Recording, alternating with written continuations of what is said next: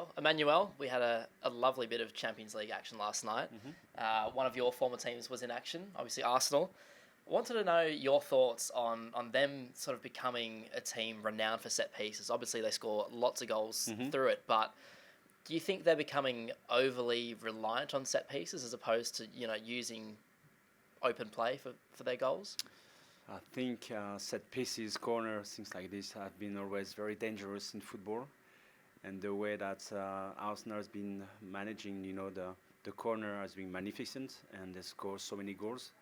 Yesterday it was quite difficult for them to score because I think Monaco did a great defense on corners. So I think they study as well the way they've been performing very well. So, but in the meantime, I think on set pieces and corner, I think it's all based on concentration and commitment. Do you think they put too much emphasis on their set pieces in terms of that's like, okay, a corner, we just need to score off this, as opposed to, they obviously still have some great players who can score from open play. Odegaard, Saka. Yeah, I mean, there's loads, but do you think they focus perhaps too much on set pieces, and if they're not scoring off those, they've become a little bit less likely to score in open play? I don't think so. I think they have so many options, to score goals, and it's been, a terrific weapon, on so many teams have been, trying to defend, very well against them, on corners, and they conceded so many goals as well. So, you can study for hours, how Arsenal has managed, to be magnificent on set pieces on corner. But in the meantime, as I said, for me, set pieces on corner, if you have a great commitment, a great desire to win the ball, I think that would be something difficult for Arsenal, to cope with. You mentioned it a little bit earlier that Monaco defended really, really well on set pieces. One thing I did notice was that they left 3 players up top when Arsenal had a corner. Do you think that's going to be something that other teams adopt because of how well Monaco did with that? I'm pretty sure about that, yeah. As I said, I think everybody knows that it's a terrific weapon, from Arsenal, and they've been studying, game after game. Recently, Arsenal have scored so many goals on corner, and I'm pretty sure that those teams, try to learn from that and try to get something to stop that. And yesterday, Monaco have shown, and in the meantime, Monaco is a young team, so don't forget that. They don't have a huge experience on the European scene, and as well, the age of the team is very low. So they defended very well. So yes, definitely, I think that can be an inspiration for many teams. And another Arsenal player who's been in sensational form lately is William Saliba. He's had the Arsenal backline sort of been chopping and changing with injuries, but he's been a massive presence for them. He's just consistently there. What do you view his ceiling as? How good can he be? I hope he can follow the step of the like of Marcel Desailly, for example, who has been a rock, in the defense for the national team, but as well for different clubs. And great central defenders, I think he has shown so many skills and abilities. I think he has become a different player, but as well a different human being since he was on loan from Marseille. And he came back to Arsenal a couple of years ago, and he was in the starting first 11, and he was knocking at the national team as well, and now he's in the national team. So I think he has improved a lot as a player, but as well as a person. He got so much maturity now, and you can see that he plays with confidence, and he plays as a leader in the central defense. The January transfer window is only a few weeks away.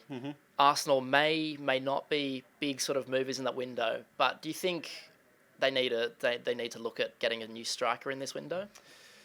I said at the start of the season that they still miss some players, at least 2 or 3 players, in terms of rotation, with a new format of the Champions League. And don't forget as well that the Champions League, they still have 2 games, to play in January, and most of the teams that are actually struggling in the Champions League, they will wait probably between the 29th of January and the 31 of January to decide if they buy another players or not, depending on the qualification. So yes, I think Arsenal needs one or two more players, especially up front, and maybe on the left flank, to make rotation to bring more qualities as well. So they need probably a really good striker that can score goals, because I really like Kai Havertz. Sometimes Jesus as well can do the job, but a typical striker that can score between 20-30 goals per season. I think this is exactly what Arsenal needs. Yeah. In your mind, who's a name that springs to mind that Arsenal should target as a striker? I really like Osimhen. He's actually in Turkey in Galatasaray. I think he's in the radar of Paris Saint-Germain, actually. I like as well Leao from Milan as AC. So there is different players, but actually they're performing well with their clubs. And who knows, it's quite difficult in transfer windows, especially in January, to make a big names, coming. But as I said, with a new format of the Champions League, who knows? Maybe something can be possible. I want to ask you about a manager who's been so good for so long, but is really having quite a rocky period now. Pep indeed. Now, last night was. It sort of seems like he's even admitting now that he's struggling for answers. Do you think it was a mistake for him to sign that contract? No, nobody knew what would happen, at Manchester City, and it's a big surprise. I think if you meet somebody that can tell you that was predictable, is a liar, because City has been the reference in the Premier League, but as well on the European scene for years and years, and they've been an example. They have won so much titles and trophies. Pep Guardiola has been probably one of the best, probably the best manager so far on the last decade. So I won't say that because they are struggling actually that all of a sudden you take everything, you put it in the garbage. No. I won't say that. I think this is a shortcut for me. So no, definitely I think he's struggling because when I look at the team actually, that reminds me something I've experienced with the national team with France. After the World Cup in 1998 and the European tournament in 2000, we've won so many games for 5-6 years. We have won every single trophies, and all of a sudden, we've been trashed like this. And everyone tried to get an explanation from that, try to understand, analyze the situation, but that was it. I think we were too old. We were at the end of a story, something like that. When you look at the spine of City, you can see that the big spine, with the big players, they are not there anymore. Kevin De Bruyne, Gundogan, those players, Rodri is injured as well. But you can see that the spine is not the same. They don't have the same quality than before, and they're getting age, some players. So maybe when you win so many trophies like this as well, somewhere you're not starved anymore. But I still believe they have the capacity and they have the quality to bounce back from that.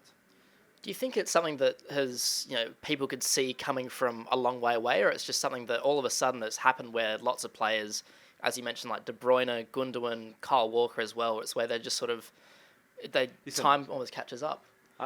I've seen the last games of Manchester City. I've seen yesterday what happened against Juventus, and I was really surprised with mistakes, from players, technically, tactically, but as well the commitment, the concentration of some players, how they conceded goals. It was easy, for the opponents. It's like I have the feeling that it's quite easy for the opponents, to score goals against them. They are not as efficient, defensively, and as well with the ball. They don't get the same tempo. They don't play with the same personality. So maybe they're missing confidence because of the results. But I think inside of the team, probably the players realize that they are not the same player that they've been, in the recent years.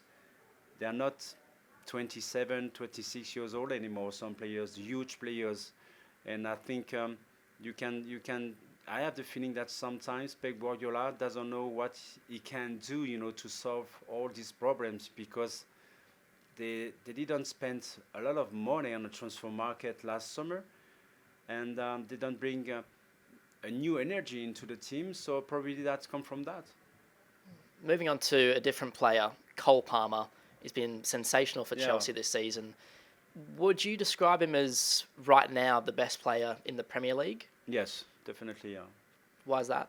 because he can change the game anytime he wants.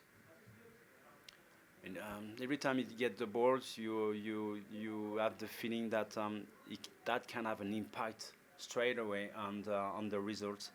And you can see that every time he gets the ball, all his teammates wants to play with him. The movement around him, you can see as well the opponents every time that Cole Palmer gets the ball. You can feel that the opponent are getting stressed, about that. This is simple for me. I've met different players, top players um, with the same abilities, on the pitch, the same personality. And I can see that's coming because, for example, I give you an example. I played with Rivaldo at Barcelona or with Zidane in the national team. Every time we used to give them the ball, it changed something on the pitch.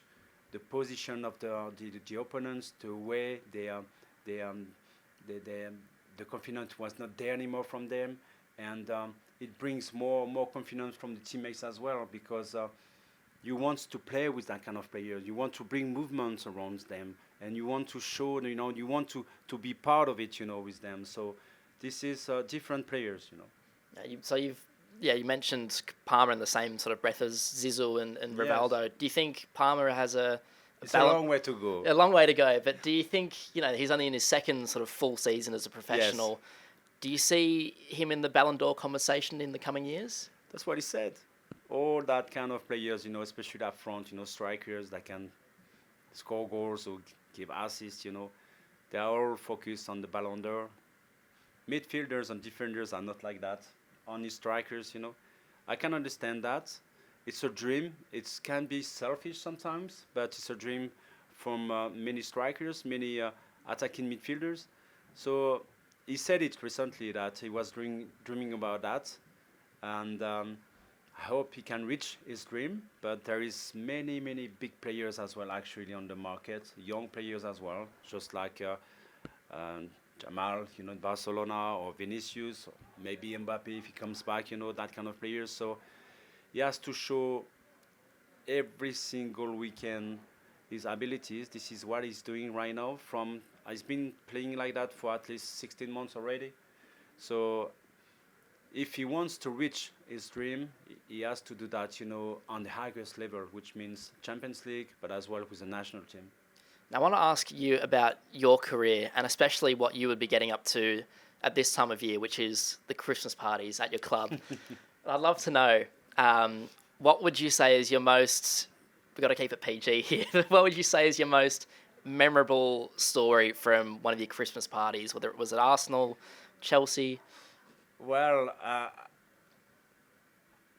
I know that it's a big tradition. That's why you never stop playing, This is the only country where you never stop playing. And you know what? It was kind of difficult for some foreign players to understand that. But after all, we realized that it was very good for the players, for the family, for the fans, for the country. And I think this is something very important for everyone. And it's a special time. And everybody wants to celebrate. So Christmas party, I remember, the dress as Santa Claus, things like this, getting drunk. Who's talking to me?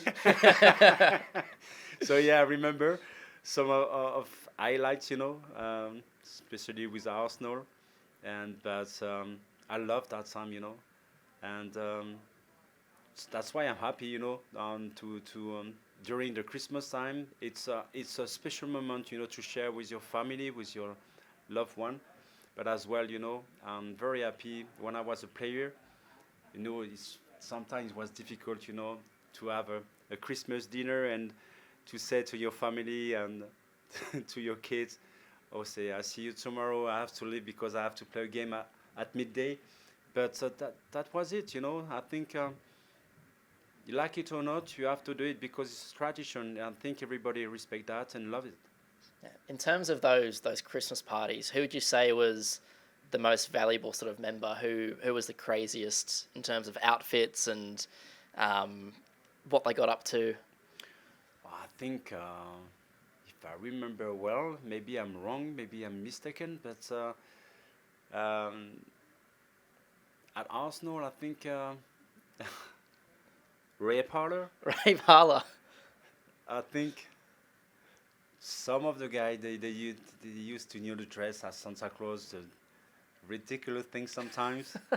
Just like the tradition shirt, I know it's very fashionable during the Christmas time, but had one last week, to be honest with you.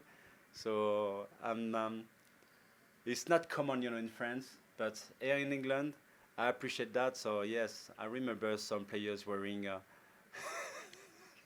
some stuff. No, that was nice. That was fun. On AM, on DAB, via the talkSPORT app and on your smart speaker. talkSPORT.